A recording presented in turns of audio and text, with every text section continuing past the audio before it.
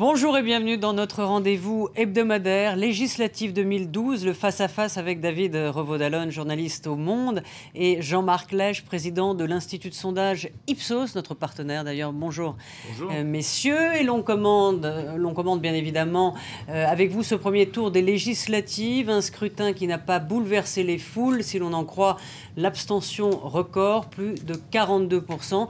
Cependant, le changement a de la suite dans les idées puisque les Français ne se sont pas contredits en un mois. De Gaulle disait « les Français sont des veaux ». Au moins, ils sont raccords avec ce qu'ils ont voté il y a un mois. Ils vont avec une quasi-certitude envoyer une majorité de gauche à l'Assemblée nationale. Normal, le mot à la mode. La droite, quant à elle, sauve les meubles et fait un score honorable.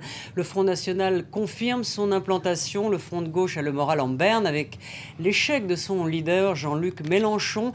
Les Verts, eux, peuvent dire merci aux socialistes, ce qui n'est pas le cas de François Bayrou du Modem, abandonné au bord du chemin alors qu'il avait voté François Hollande. Voici donc l'esquisse, fin de l'histoire dimanche prochain. Mais un premier commentaire, messieurs, je me tourne là vers Jean-Marc Lèche, sur l'abstention, 42%.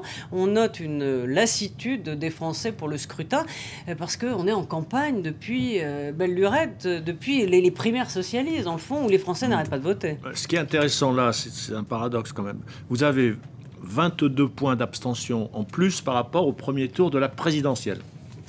Abstention plus 22. Oui, ce qui est énorme. Eh bien, ça ne change pas du tout le rapport des droites. Total des droites, UMP plus FN, 48. Oui. À peu près comme à l'élection présidentielle premier tour. Total des gauches, PS, PC, Force de gauche, ELV, écologiste, 47.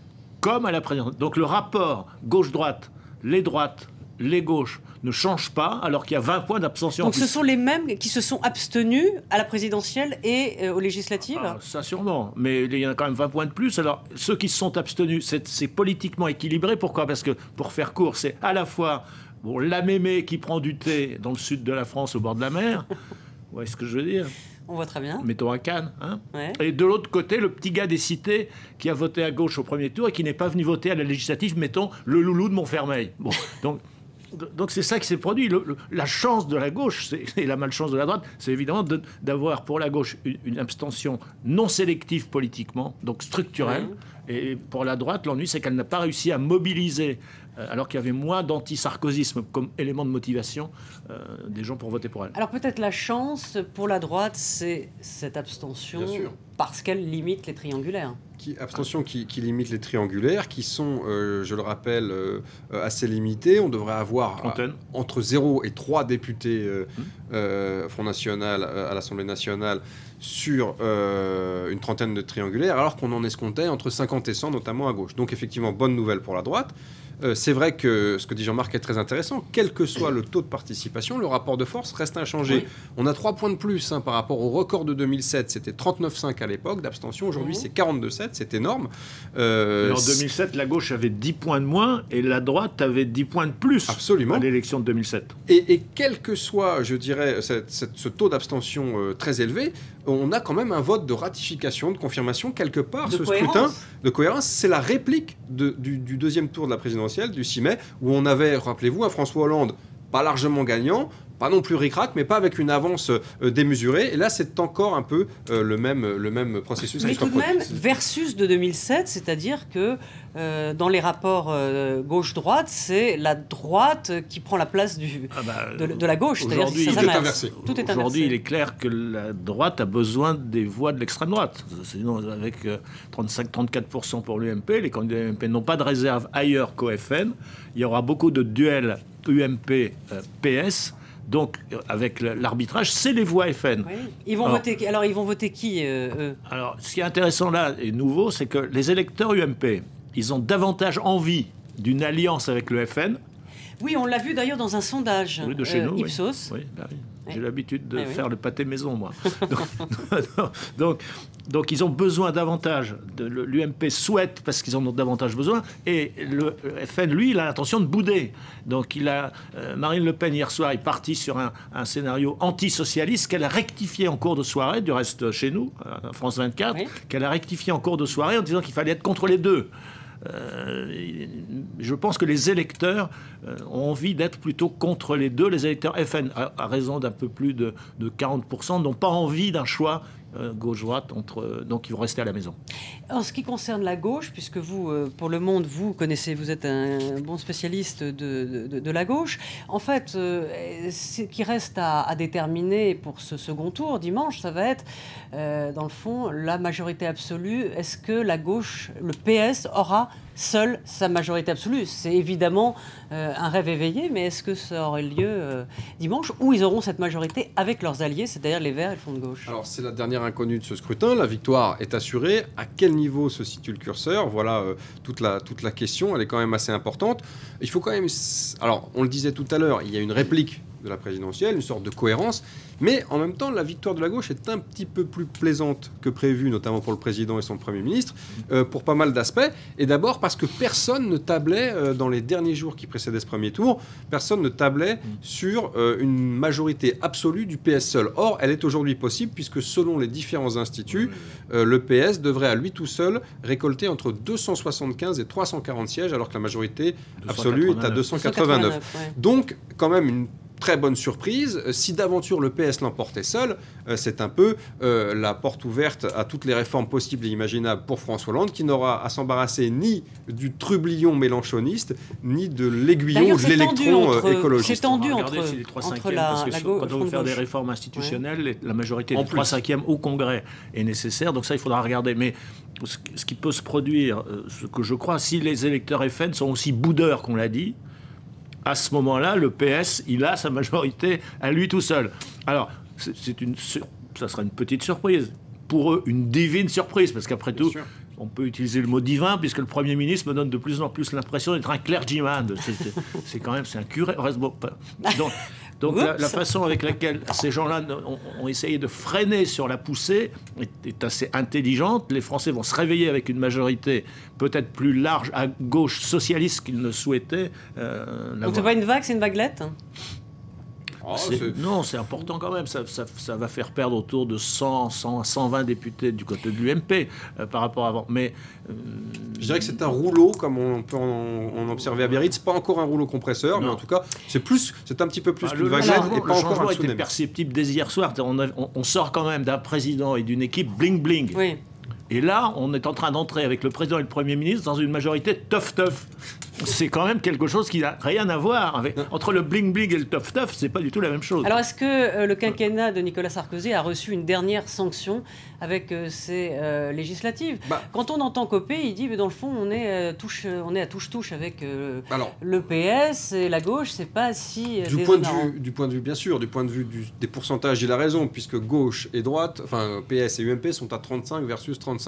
En réalité, c'est un peu plus compliqué que ça, même si, dans les faits, c'est tout à fait honorable pour la droite et pour ses principales personnalités, dont aucune, à part peut-être Madame Morano, aucune semble véritablement menacée ou balayée. Il faut quand même souligner que l'anti-sarkozysme, qui constitue un puissant ressort dans la présidentielle et dans la campagne des mois qui l'ont précédé, de fait, Nicolas Sarkozy n'étant plus là, eh bien fatalement, ça a un petit peu moins joué et les enjeux locaux ont pris le dessus. Il y a quand même l'idée que la stratégie, on avait beaucoup critiqué Patrick Buisson et les stratèges de la campagne présidentielle. Mais aujourd'hui, il y a quand même le fait que l'UMP n'a pas d'alliés, ça revient au même. C'est-à-dire que ce soit Sarkozy qui clive et qui n'a pas d'alliés à droite, l'UMP n'a pas d'alliés à droite non plus. Alors, oui, justement, vous parliez tout à l'heure donc, du sondage qui dit que plus de 66%, je crois que c'est ça, des électeurs UMP sont favorables à des alliances avec le Front National. Est-ce que, à votre avis, lors de ce entre-deux-tours, est-ce qu'on va vérifier si les digues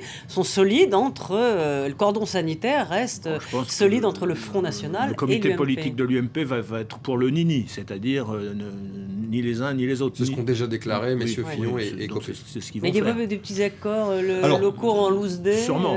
Il y a la position officielle des dirigeants du parti et puis effectivement il y a celle des militants. Donc, forcément, avec la stratégie suivie par Nicolas Sarkozy en 2007 et bien sûr pendant cette campagne de 2012, dans les derniers mois, forcément, le fait d'aller sur le terrain du Front National, du moins de ces thématiques idéologiques, de ces thèmes prioritaires, sécurité, immigration, identité nationale, forcément, sur le plan culturel, naturel. Les idées s'installent un peu plus au sein de la droite populaire joue de plus en plus la même carte que le Front National, et le débat sur la recomposition de la droite, qui était déjà engagé depuis plusieurs mois, il va s'accélérer dans cette semaine, et évidemment dans les semaines qui viennent. Alors les décombres du sarkozysme, parce qu'on n'a pas répondu à ce que vous souhaitiez tout à l'heure, poser comme question, les décombres, ils sont quand même assez intéressants. Prenons 4 symboles. Bertrand, c'est quand même un ministre emblématique, constamment ministre, sinon patron de l'UMP, difficulté en triangulaire à Saint-Quentin. Prenons Guéant, Claude Guéant, le ministre de l'Intérieur. En tête pour l'instant, mais ballottage dans une situation difficile. À Boulogne. Prenons Guénaud. Guénaud, dans un salon de la Bretèche, c'est quand même pas un endroit parachuté. Oui, triangulaire. Et enfin, Madame Morano, à Toul. Donc, il y a bien là 4 emblèmes du sarkozysme triomphant entre guillemets, sinon triomphal, qui sont en difficulté. Donc, les triangulaires se passent aussi dans certains endroits où on ne les avait pas du tout imaginés, sur des dissidences. J'ai pas encore eu le temps de regarder le résultat de Neuilly, mais ça devrait être rigolo à voir.